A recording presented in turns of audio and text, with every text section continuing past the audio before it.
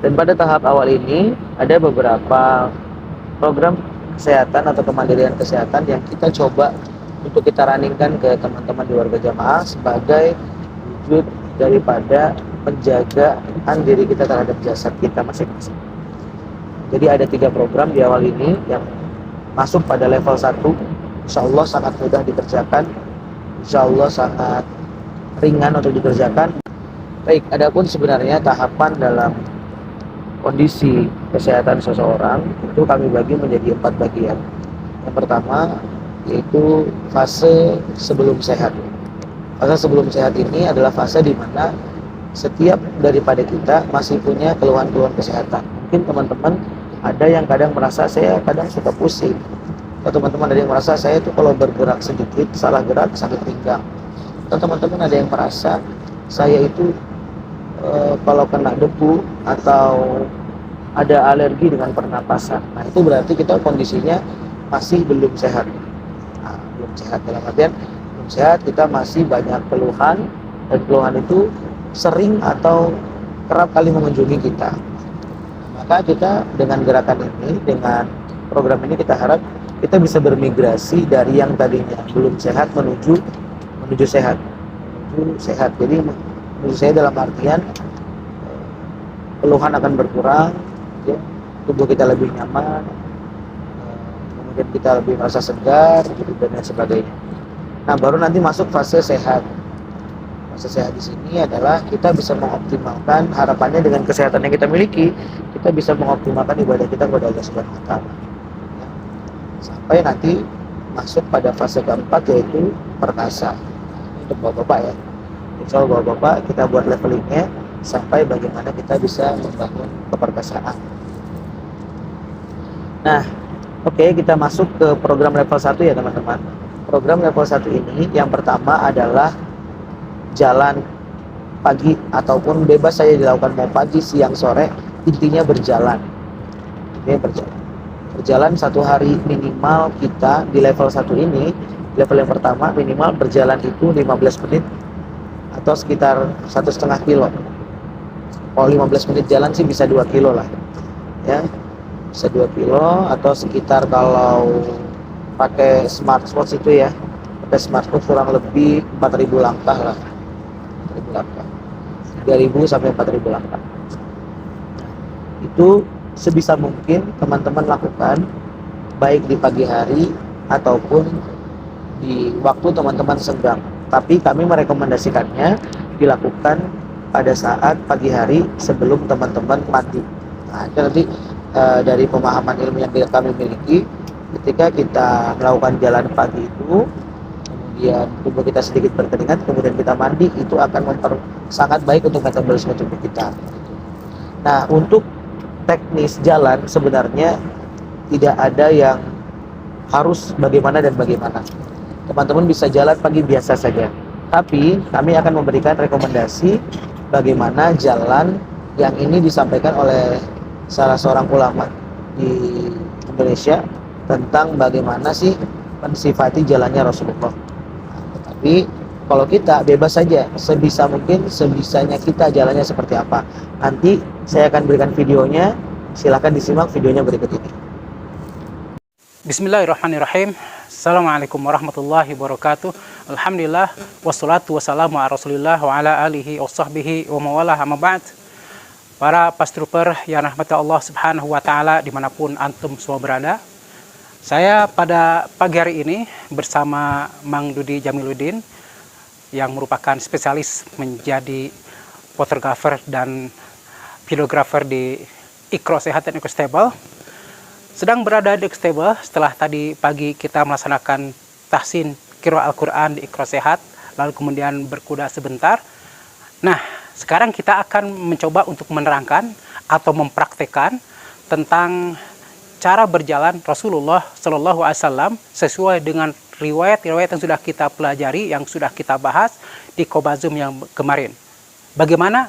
Mari kita saksikan berikutnya.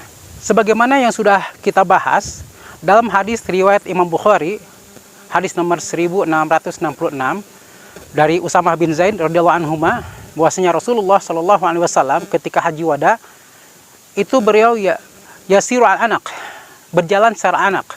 Anak itu adalah apa? Anak itu berjalan tidak terlalu lambat, juga tidak terlalu cepat. Faida wajada fajwatan, jika mendapatkan lapangan yang luas, an-nasu, yaitu fauqal anak, berjalan secara nasu. Nasu itu adalah berjalan sedikit lebih cepat dibandingkan dengan anak. Jadi tidak berjalannya seperti ini, ya, seperti ini, atau berjalan begini. Tidak seperti itu, tapi pertengahan, ya, pertengahan. Pertengahannya adalah tidak begitu lambat, tidak begitu juga cepat. Kemudian nanti ada riwayat lain yang diriwayatkan Imam At-Tirmidzi dari Ali bin Abi Thalib, juga dari yang lain-lainnya, bahwasanya Rasulullah SAW idza masya takaffa'a takaffuan. Beliau kalau berjalan itu tegak. Maka tidak ada Rasul berjalannya begini, bongkok, tidak, atau berjalannya begini, tapi tegak, biasa, ya, ka'annama yanhattu fi sababin, bagaikan beliau itu berjalan naik, atau dalam riwayat lain bagaikan berjalan turun. Nah, kita lihat praktiknya seperti apa. Kita lihat nanti jalan ke pedok itu jalannya sangat memungkinkan dan sangat ideal untuk praktek. Mari kita lihat ke sana. Nah, sekarang kita berada akan menuju ke pedok equestable yang jalannya bisa dilihat, ya, jalannya menanjak. Kita akan perhatikan bagaimana cara yang ideal untuk jalan menanjak. Nanti saya akan berjalan ke atas ke sana menanjak dan juga jalan menurun. Karena apa? Agar jangan sampai kita salah, ya. Sebagaimana ada video sudah tersebar cara berjalan Rasulullah SAW, ternyata seperti orang tergesa-gesa. Para ulama menerangkan seperti Imam Al-Baghawi, Imam Al-Qari, juga Imam Ibnu Qayyim Jauziyah, bahwasanya Rasulullah SAW itu berjalannya bukan jalan tamawud. Bagaimana tamawud? Nah, jalan begini, lemah, lunglai. Juga tidak seperti unta gila jalannya. Tidak. Juga tidak seperti orang sombong. Nanti kita perhatikan satu persatu. Ini adalah jalan yang menanjak. Kita lihat, kalau jalan menanjak begini, itu cepat capek. Rasulullah SAW mengajarkan adalah kalau berjalan itu taqalla. Yaitu apa? Para ulama mengatakan taqalla artinya kakinya naik, terlihat naiknya. Karena apa? Karena langkahnya lebar. Jadi ketika jalan seperti ini, enaknya begini jalannya. Nah, seperti ini, lihat. Karena seperti diterangkan oleh Imam Al-Qayyim, kita lihat kaki, ya, lebar. Yaitu Rasulullah SAW berjalan dengan kuat. Jalannya, badannya tegak, ya, tidak apa, tidak begini, tapi tetap dengan tunduk, khusyuk kepada Allah Subhanahu Wa Taala. Tidak banyak nengok kanan kiri, ya. Ketika berjalan seperti ini, lihat, dihentakkan jadinya. Karena apa? Karena kuat. Nanti kita lihat turunnya seperti apa. Nah, sekarang bagaimana turun dari tempat yang tinggi? Orang turun di tempat tinggi tidak mungkin begini, karena pasti akan berguling, ya, tapi akan menahan, ya, akan menahan seperti begini, lihat, ya, akan menahan begini. Nah, dibiasakan jalannya seperti ini. Jadi walaupun apa, walaupun jalannya datar, jalannya seperti ini, tetap tegak badan. Karena jalan menurun, otomatis kita menjadi cepat. Lihat, saya sambil jalan begini saja tidak ngos-ngosan. Ya, karena apa? Karena badan seimbang. Para ulama mengatakan mujtami'an. Nabi itu berjalannya seimbang, tegak, gagah, berani, tapi tidak sombong.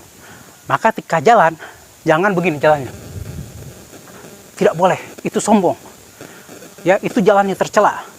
Tidak juga jalannya begini. Itu jalan orang yang rendah diri, tapi jalannya tegak, namun pandangan mata tetap ke arah kita berjalan. Ya, tunduk. Karena dalam Al-Quran sebutkan wa ibadur rahmanil ladzina yamshuna 'alal ardi hauna. Sungguhnya hamba-hamba Rahman, hamba Allah itu berjalan dengan tenang, penuh wibawa. Ya.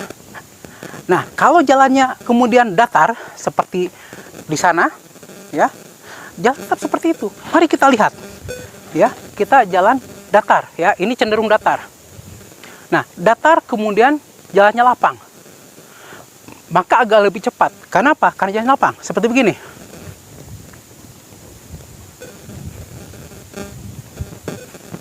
Nah, kalau membalik, maka seperti jalannya. Jadi tidak asal mengayun dengan kekuatan, menghentakkan. Ya, karena apa? Kalau kita turun, kaki itu pasti menghentak.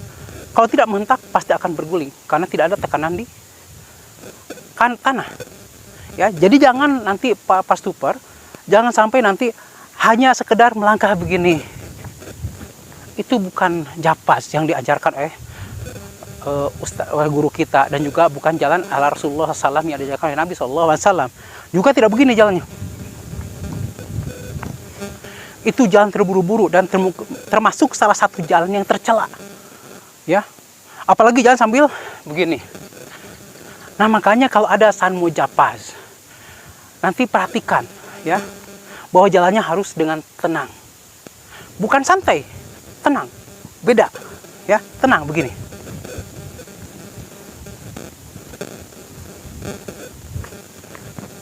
Kalau santai bukan begini jalannya. Nah, santai. Tidak. Kalau tenang itu bertenaga, ya, bertenaga. Lihat, hentakan. Seperti ini, hentakan. Ya, tidak asal melangkah. Insya Allah, kalau kita mengikuti dengan niat cinta kepada Rasulullah SAW, kita akan mendapatkan manfaatnya dan juga insya Allah akan berpahala. Sampai di sini para pasukan yang mati Allah Subhanahu wa Ta'ala, mudah-mudahan bermanfaat, dan marilah kita jadikan japas ini sebagai lifestyle, sebagai gaya hidup kita. Kita japas jangan cari waktu, dimanapun kita mampu japas, di rumah japas, ke masjid japas, ngantar anak japas. Ya, tidak usah nunggu momen, tidak usah nunggu event. Barakallahu li walakum, subhanakallahumma bihamdik, asyhadu an la ilaha illa anta, astaghfiruka wa atubu ilaik. Assalamualaikum warahmatullahi wabarakatuh.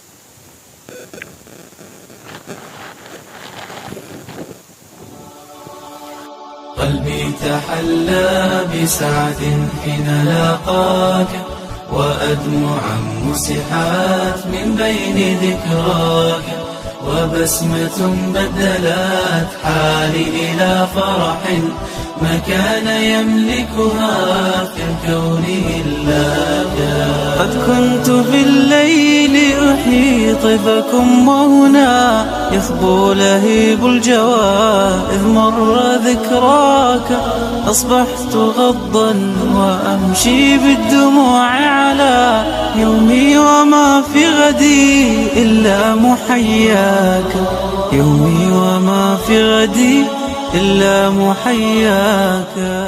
Baik, demikian tadi video dari Buya Dhani Nursalim yang mensifati bagaimana jalannya Nabi SAW. Nah, jadi kalau bisa jalan seperti itu jauh lebih baik untuk kesehatan kita, karena sudah terbukti banyak beberapa orang yang kita arahkan dengan jalan seperti itu kualitas kesehatannya bisa meningkat. Jadi yang pertama programnya jalan. Kalau teman-teman misalkan bisa jalan lebih dari 15 menit, itu lebih bagus lagi, terutama yang bapak-bapak, yang teman-teman masih muda, nanti akan cepat kita masuk ke level 2 kalau misalkan bisa berjalan misalkan 8.000 langkah per hari atau kurang lebihnya 4 km per hari. Jalan saja, tidak harus lari. Mungkin kalau lari kan kita butuh effort yang lebih banyak ya, tapi kalau jalan insya Allah lebih mudah, tinggal kita meluangkan waktunya saja. Oke, itu program pertama, jalan.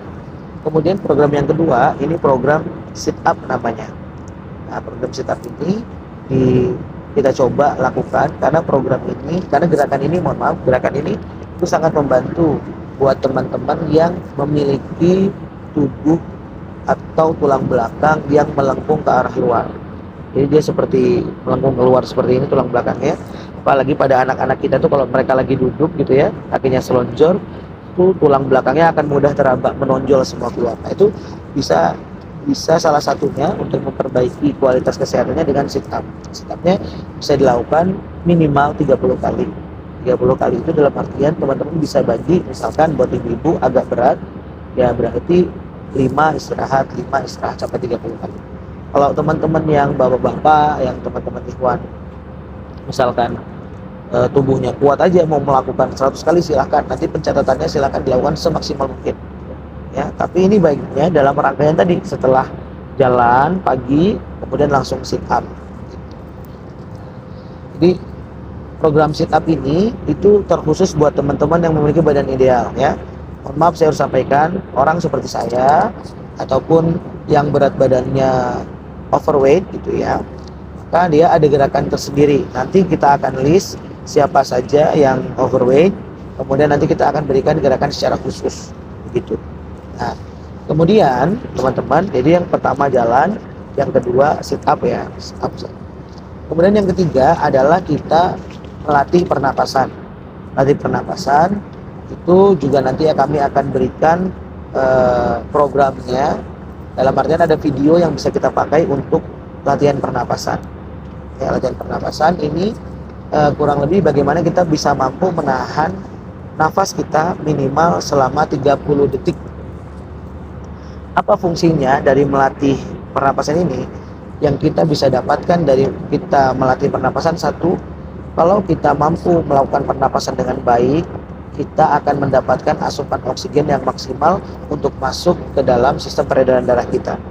Dan salah satu pentingnya oksigen adalah dia akan membantu pembakaran juga. Kemudian yang kedua teman-teman, pernapasan ini juga kita lakukan itu dalam upaya untuk mempersiapkan diri masuk ke fase selanjutnya, yaitu nanti akan ada program renang. Banyak dari orang-orang yang ketika masuk ke dalam air atau tidak bisa berenang itu dikarenakan tidak tenang dalam mengambil nafas.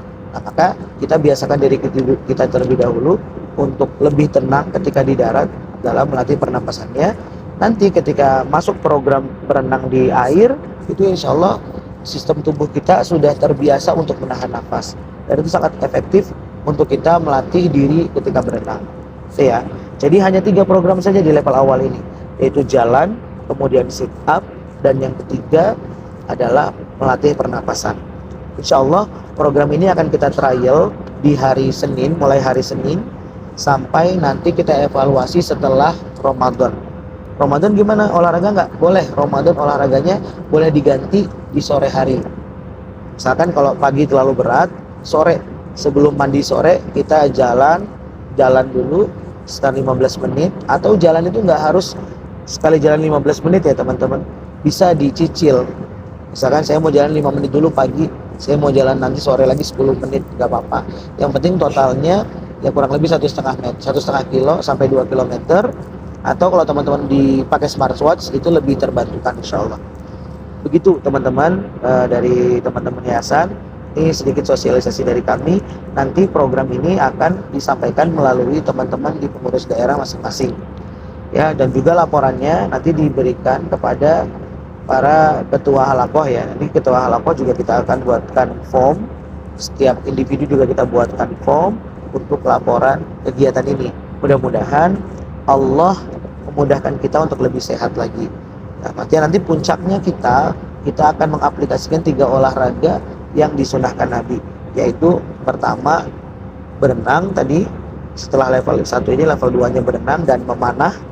Kemudian nanti di level 3 bagaimana kita melatih diri juga untuk berkuda sambil kita mempersiapkan kuda untuk bisa hadir di yayasan.